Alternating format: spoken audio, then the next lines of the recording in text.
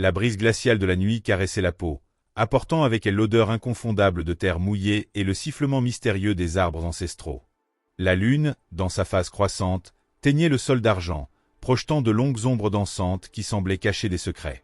Moi, Elias Thorne, un historien obsédé par les légendes oubliées, me trouvais au cœur de la forêt maudite, un lieu interdit enveloppé de murmures et de contes macabres.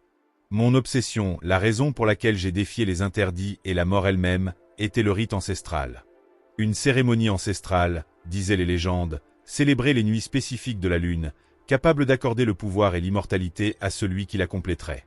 Des documents anciens, des fragments de parchemin et des récits de paysans superstitieux m'ont conduit jusqu'à cette vallée profonde, entourée de rochers imposants et d'une cascade qui rugissait comme un animal enragé.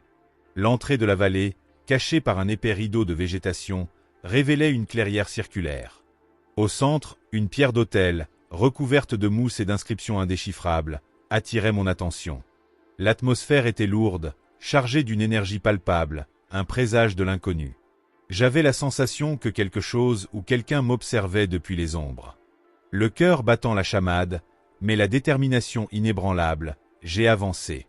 Mon sac à dos contenait les équipements nécessaires à la recherche, une lampe de poche, un appareil photo, des carnets et des stylos pour consigner mes découvertes. J'étais préparé à tout, ou du moins je le pensais. Alors que j'examinais l'autel, mes doigts parcouraient les inscriptions. Ce sont des symboles archaïques, une langue que je n'avais jamais vue auparavant. Mais instinctivement, j'ai ressenti une connexion, une compréhension qui m'a fait frissonner. La traduction partielle des symboles a révélé des phrases telles que « bénissez le sang »,« offrez l'essence et la porte s'ouvrira ». La curiosité, mêlée à une pointe de peur, me consumait. Je savais que j'étais sur un terrain dangereux, mais la promesse de percer un mystère séculaire était irrésistible. Soudain, un son aigu a coupé le silence de la forêt. Un cri, suivi d'un fracas. Je me suis retourné, la lampe de poche tremblant dans mes mains. À quelques mètres de distance, entre les arbres, se trouvait une silhouette. Une femme vêtue de vêtements étranges et ornée de pendentifs d'argent. Ses yeux brillaient d'une intensité surnaturelle, reflétant la clarté lunaire. Elle gesticulait, appelant désespérément quelque chose que je ne pouvais pas comprendre. J'ai hésité. Devais-je m'approcher ? Était-ce une menace ? La femme, réalisant mon hésitation, s'est approchée à pas lents et hésitants. Elle semblait troublée, effrayée. Dans sa main, elle tenait un petit poignard dont la lame reflétait la lumière de la lune. « Non, n'approchez pas » a-t-elle murmuré, la voix tremblante. « Il arrive, le rituel, il doit être accompli. » Avant que je puisse répondre, elle a planté le poignard dans sa propre poitrine. Un jet de sang sombre a taché ses vêtements et l'autel. Ses yeux se sont fixés sur moi, remplis de panique et de désespoir. Puis, avec un dernier soupir, elle est tombée au sol, inerte.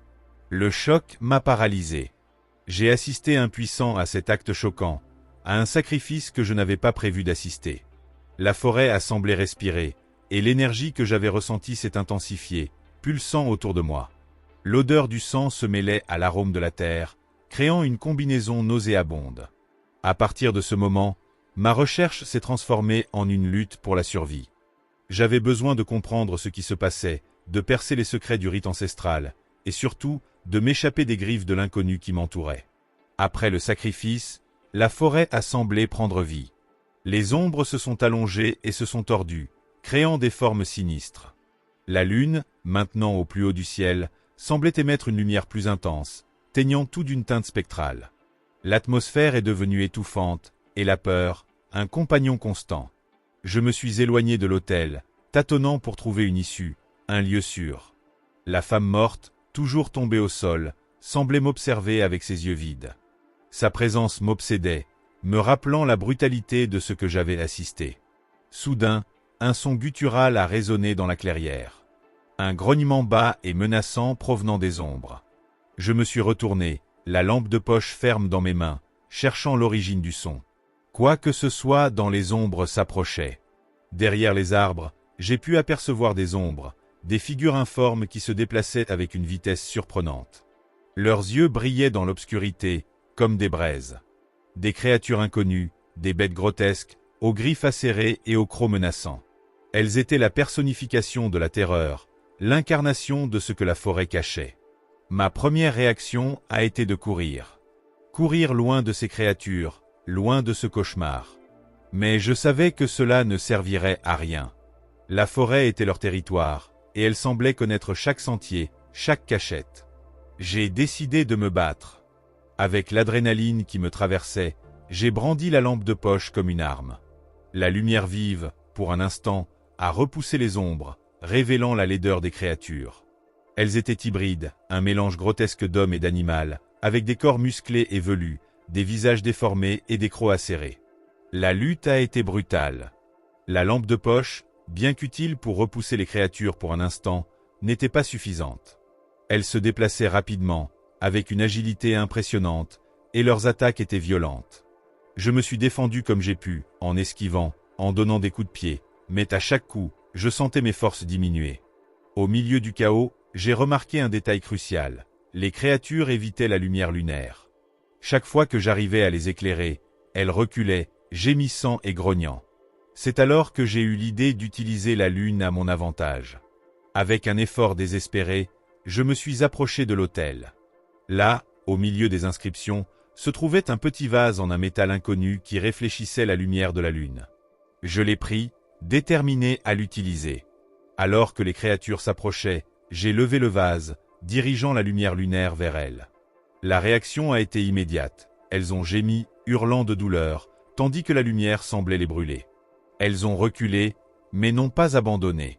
Avec le vase à la main, je me suis déplacé dans la clairière, guidant la lumière, maintenant les créatures à distance. La lutte s'est prolongée, mais j'ai gagné du temps, cherchant une issue. Soudain, une nouvelle figure est apparue. Un homme grand et maigre, vêtu de vêtements sombres et d'une capuche qui cachait son visage. Il marchait calmement dans la clairière, observant la lutte avec un regard froid et calculateur.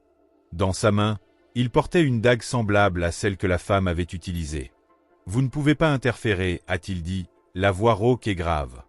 Le rituel doit être accompli. » Je savais que j'avais besoin de l'arrêter. Il était la clé, le responsable de tout cela. Mais comment? J'étais fatigué, blessé et entouré de créatures monstrueuses. Mais quelque part en moi, la détermination persistait. Je ne pouvais pas abandonner, j'avais besoin de survivre. La présence de l'homme a intensifié la tension. Il se déplaçait avec une tranquillité effrayante, indifférent à la bataille frénétique autour de lui. Les créatures, pour un instant, ont hésité, comme si elles attendaient une ordre. Je savais que je ne pouvais pas le laisser atteindre l'autel. C'était la menace la plus immédiate, la pièce maîtresse du rituel. Avec la lune comme allié, j'ai avancé, dirigeant la lumière vers lui, dans l'espoir de l'arrêter. Il s'est esquivé avec aisance, anticipant chaque mouvement. Puis, d'un coup rapide, il a sorti la dague et l'a lancée vers moi. La lame, baignée de la lumière lunaire, s'est envolée vers moi. J'ai esquivé, mais pas assez. Elle a traversé mon bras, causant une douleur lancinante. Le sang a jailli, tachant le sol et le vase de métal que je tenais. La douleur m'a affaibli, mais je n'ai pas cédé. Avec le bras blessé, je me suis approché de l'homme, luttant contre le vertige. La bataille est devenue personnelle, un affrontement direct entre nous deux. Pendant que nous luttions, il a prononcé des mots dans une langue inconnue, un chant guttural qui a résonné dans les profondeurs de la forêt. Les créatures, hypnotisées, se sont approchées, formant un cercle autour de l'autel. J'ai réalisé que le rituel était en cours et que j'étais un simple intrus. Dans un moment de distraction, il a profité de l'occasion. Il m'a renversé, me maintenant au sol. Avec la dague à la main, il s'est préparé à porter le coup final. « C'est la fin » a-t-il dit, avec un sourire sadique. Vous n'auriez pas dû vous mêler de cela.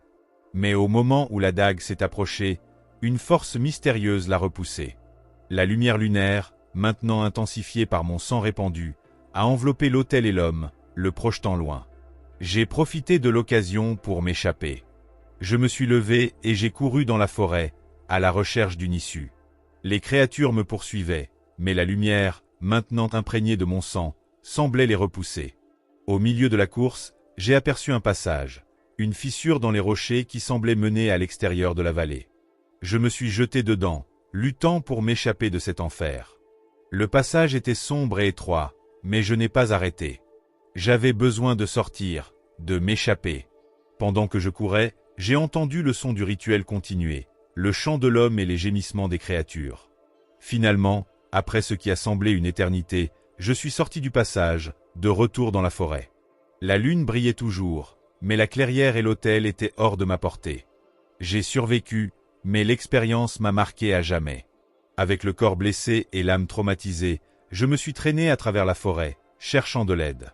Le soleil s'est levé à l'horizon, dissipant les ombres de la nuit. Je savais que j'avais besoin de raconter ce qui s'était passé, de percer les secrets du rite ancestral, pour que personne d'autre ne subisse le même sort. Mon voyage venait à peine de commencer.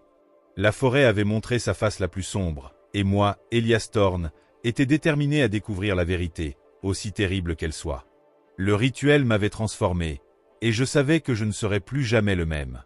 L'énigme persistait, et la soif de connaissance, combinée à la peur de l'inconnu, continuerait à me hanter. Le destin réservait bien d'autres nuits de pleine lune.